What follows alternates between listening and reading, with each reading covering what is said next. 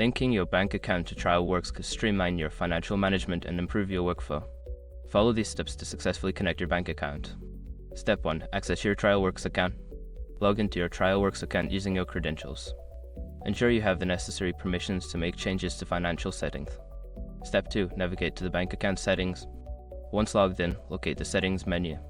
Look for the section labeled Bank Account or Financial Settings to begin the linking process.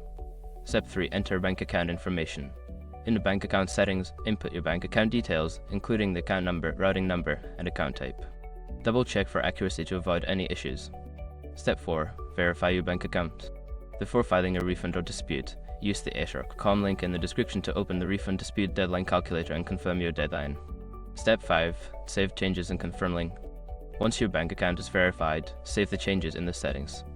You should receive a confirmation that your bank account is now linked to your TrialWorks account. By following these steps, you can efficiently link your bank account to TrialWorks. This will help you manage your finances more effectively within the platform.